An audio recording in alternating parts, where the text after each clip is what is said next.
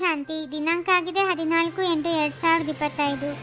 ತಂದೆಯೊಂದಿಗೆ ಸತ್ಯವಂತರಾಗಿ ಇರಿ. ತಮ್ಮ ಸತ್ಯವಾದ ಚಾರ್ಟ್ ನೀಡಿ. ಯಾರಿಗೂ ದುಃಖವನ್ನು ಕೊಡಬೇಡಿ. ಒಬ್ಬ ತಂದೆಯ ಶ್ರೇಷ್ಠ ಮತದಂತೆ ನಡೆಯುತ್ತಾ ಇರಿ. ಯಾರು ಪೂರ್ಣ 84 ಜನ್ಮಗಳನ್ನು ತೆಗೆದುಕೊಳ್ಳುವವರಿದ್ದಾರೆಯೋ ಅವರು ವಿಶೇಷವಾಗಿ ನರನಿಂದ ನಾರಾಯಣನಾಗುವ ಪುರುಷಾರ್ಥ ಮಾಡುತ್ತಾರೆ. ತಮ್ಮ ಕರ್ಮೇಂದ್ರಿಯಗಳ ಮೇಲೆ ಪೂರ್ಣ ನಿಯಂತ್ರಣವಿರುತ್ತದೆ. ಇದು ಪಾಪದ ಪ್ರಪಂಚವಾಗಿದೆ. ಪುಣ್ಯದ ಪ್ರಪಂಚವನ್ನೂ ಸಹ ಮನುಷ್ಯರು ತಿಳಿದುಕೊಂಡಿದ್ದಾರೆ. ಪುಣ್ಯದ ಪ್ರಪಂಚಕ್ಕೆ ಮುಕ್ತಿ ಜೀವನ್ಮುಕ್ತಿ ಎಂದು ಹೇಳಲಾಗುತ್ತದೆ. ಅಲ್ಲಿ ಪಾಪವಾಗುವುದಿಲ್ಲ. ತಂದೆಯು ಸುಖಧಾಮದ ಮಾಲೀಕರನ್ನಾಗಿ ಮಾಡುತ್ತಾರೆ. ಸುಖಧಾಮದ ಮಾಲೀಕರನ್ನಾಗಿ ಮಾಡುವವರು ಈ ಬ್ರಹ್ಮನಲ್ಲ, ಯಾವುದೇ ದೇಹಧಾರಿಯಲ್ಲ. ಅವರು ಶಿವ ತಂದೆಯಾಗಿದ್ದಾರೆ. ಅವರಿಗೆ ದೇಹವಿಲ್ಲ. ಎಷ್ಟೇ ದೊಡ್ಡ ದೊಡ್ಡ ಮನೆಗಳಿರಲಿ, ಸುಖದ ಎಲ್ಲ ಸಾಧನಗಳಿದ್ದರೂ ಸಹ ಪತಿತ ಹಳೆಯ ಪ್ರಪಂಚವೆಂದೇ ಹೇಳುತ್ತಾರೆ.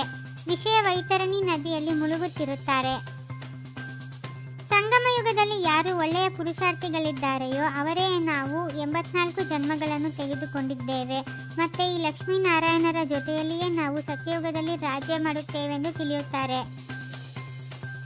ಯಾವಾಗ ಈ ಕಣ್ಣುಗಳ ಮೇಲೆ ಜಯ ಗಳಿಸುವಿರೋ ಆಗ ಕರ್ಮಾತೀತ ಸ್ಥಿತಿ ಆಗುವುದು. ಎಲ್ಲವೂ ಕಣ್ಣುಗಳ ಮೇಲೆ ಆಧಾರಿತವಾಗಿದೆ. ಕಣ್ಣುಗಳೇ ಮೋಸಗೊಳಿಸುತ್ತವೆ. ನೆನಪು ಮಾಡುತ್ತಿರುವುದು ಮತ್ತು ಉಲ್ಟಾ ಕರ್ಮಗಳನ್ನು ಮಾಡುತ್ತಿರುವುದು ಇದು ಸರಿಯಲ್ಲ. ಯಾವಾಗ ದೇಹಾಭಿಮಾನಿಗಳಾಗುವರೋ ಆಗಲೇ ಉಲ್ಟಾ ಕರ್ಮಗಳನ್ನು ಮಾಡುತ್ತಾರೆ.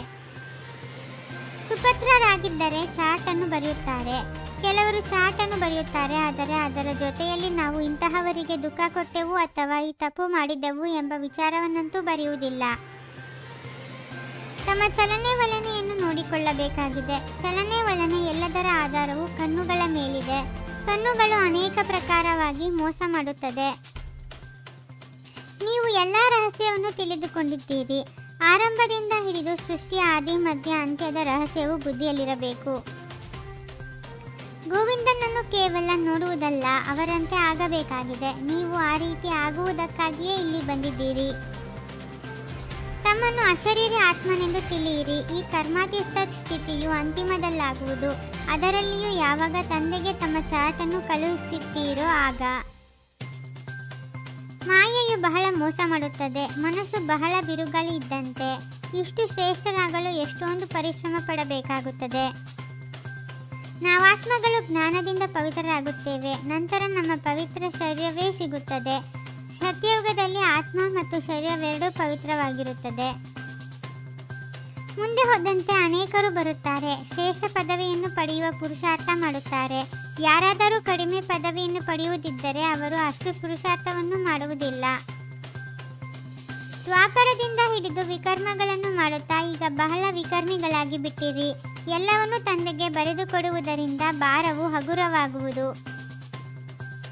ತಮ್ಮ ದೃಷ್ಟಿಯನ್ನು ಬಹಳ ಶುದ್ಧ ಮಾಡಿಕೊಳ್ಳಬೇಕಾಗಿದೆ. ಕಣ್ಣುಗಳು ಮೋಸಗೊಳಿಸದಿರಲಿ.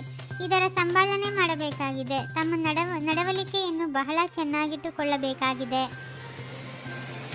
ಲಕ್ಷ್ಯ ಮತ್ತು ಗುರಿಯನ್ನು ಸದಾ ಸ್ಮೃತಿಯಲ್ಲಿಟ್ಟುಕೊಂಡು ತೀವ್ರ ಪುರುಷಾರ್ಥ ಮಾಡುವಂತಹ ಸದಾ ಹೋಲಿ ಮತ್ತು ಹ್ಯಾಪಿ ಭವ. ಬ್ರಾಹ್ಮಣ ಜೀವನದ ಲಕ್ಷ್ಯವಾಗಿದೆ ಯಾವುದೇ ಹದ್ದಿನ ಆಧಾರವಿಲ್ಲದೆ ಸದಾ ಆಂತರಿಕ ಖುಷಿಯಲ್ಲಿರುವುದು. ಹೋಲಿ ಮತ್ತು ಹ್ಯಾಪಿ ಭವದ ವರದಾನವನ್ನು ಸ್ಮೃತಿಯಲ್ಲಿಟ್ಟು ತೀವ್ರ ಪುರುಷಾರ್ಥದ ಮೂಲಕ ಅವಿನಾಶಿ ಪ್ರಾಪ್ತಿಯನ್ನು ಮಾಡಿಕೊಳ್ಳಿ. ಗುಣಮೂರ್ತಿಯಾಗಿ ಗುಣಗಳ ದಾನ ಕೊಡುತ್ತಾ ಹೋಗಿ. ಇದೇ ಎಲ್ಲದಕ್ಕಿಂತ ದೊಡ್ಡ ಸೇವೆಯಾಗಿದೆ. ಶಾಂತಿ. 21 ಜನ್ಮಗಳಿಗೋಸ್ಕರ 21 ಪರಮಾತ್ಮ ಮಹಾವಾಕ್ಯಗಳನ್ನು ಆಲಿಸಿ ಹಾಗೂ ನಿಮ್ಮದೇ ಆದ ಈ ಚಾನೆಲ್ಗೆ ಲೈಕ್ ಮಾಡುವುದನ್ನು ಮರೆಯದಿರಿ.